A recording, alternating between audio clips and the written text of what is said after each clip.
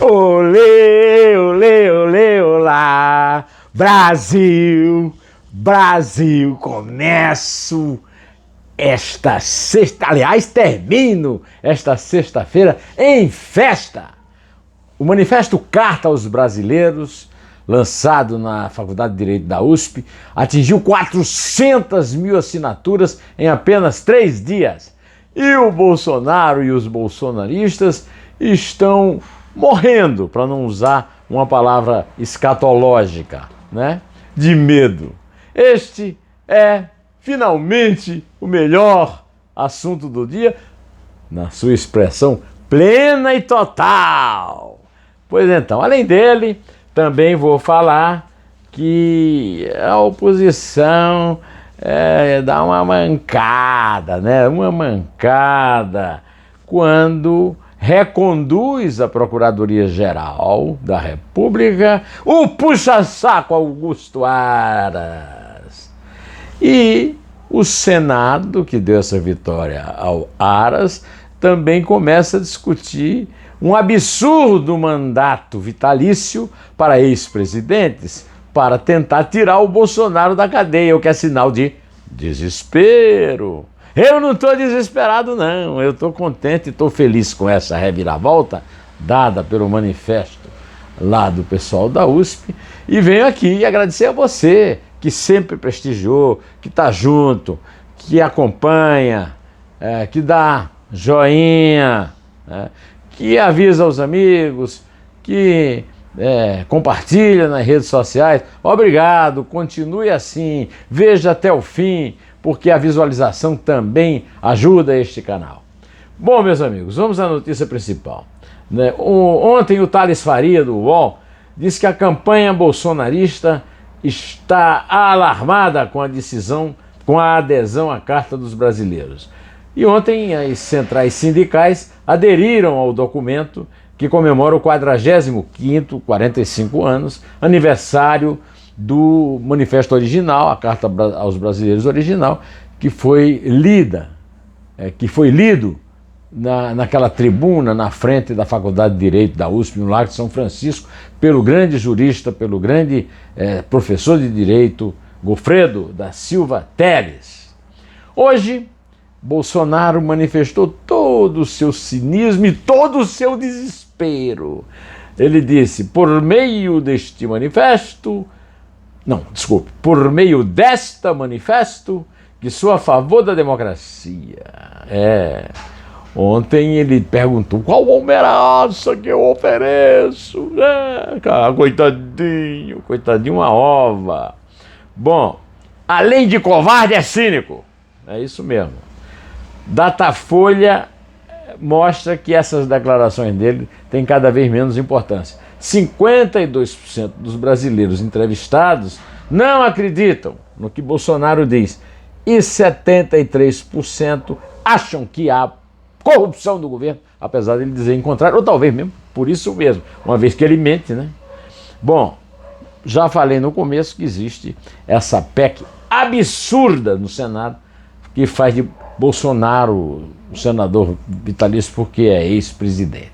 Se existem algumas constituições no mundo, o Brasil não tem essa tradição, né? Por exemplo, Getúlio, quando caiu, se elegeu senador de deputado por vários estados. Se elegeu, teve o voto popular. O Bolsonaro, derrotado na eleição, sem voto popular,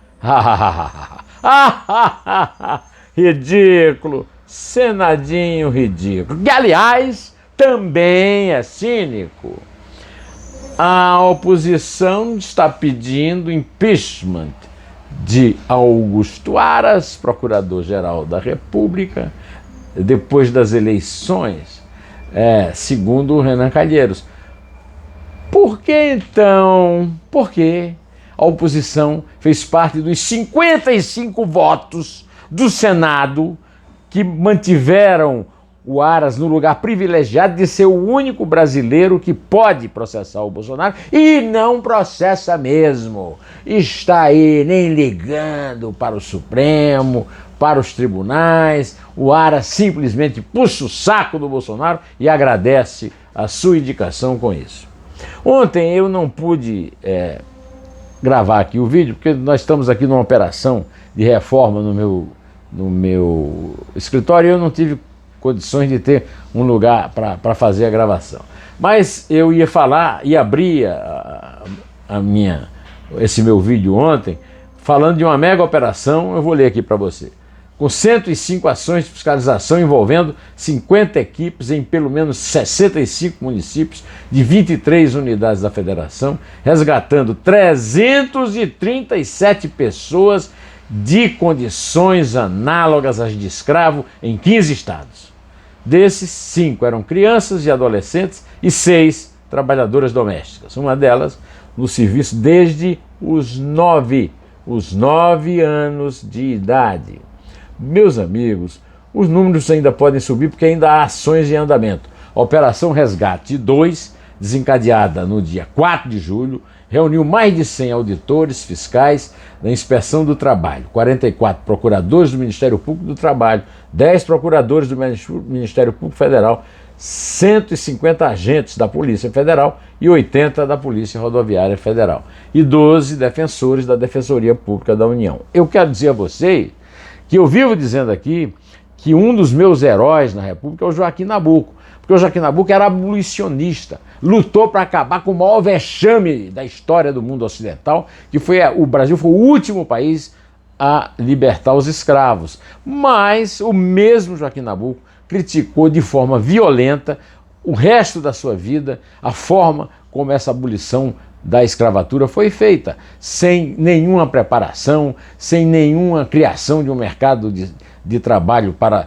os escravos forros, de forma que deu nessa grande melange de porcaria que é o Brasil desde a República até hoje, pelo menos, né? Bom, o Edilson Martins, meu querido amigo, manauara, né, nascido em Manaus, escreveu um belo comentário a respeito da entrevista que o Ciro Gomes deu na Globo News.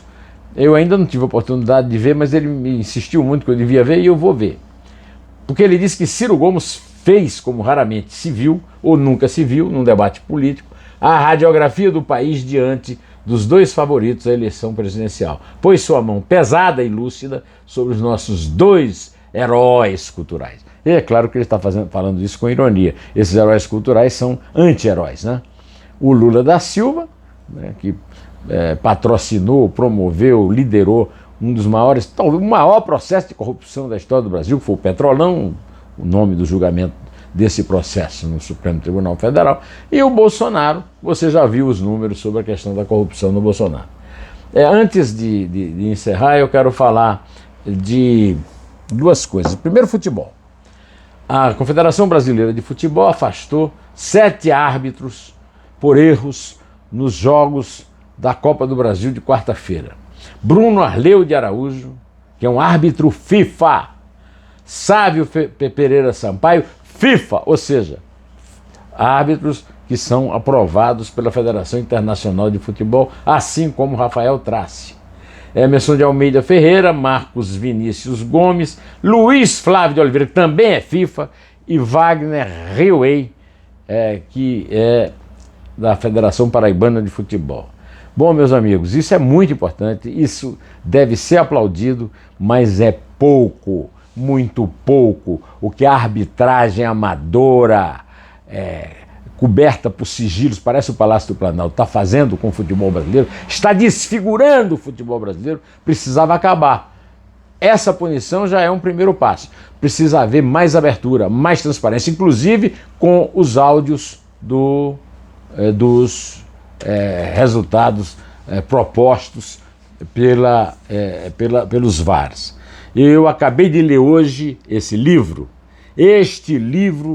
com essa linda capa do artista paraibano Júnior Aires, é um primor, é um livro de uma grande cultura e de uma grande emoção, sem trégua, é uma espécie de autobiografia, mas romanceada e como roman en clé, ou seja, o roman en clé é quando o romancista conta uma história, mas troca os nomes dos personagens reais por nomes fictícios. Recomendo muito a leitura desse livro e brevemente Aracilba Rocha, que eu conheci ao tempo em que ela trabalhava com o senador Humberto Lucena, do MDB da Paraíba, ela é paraibana, de Malta, no sertão.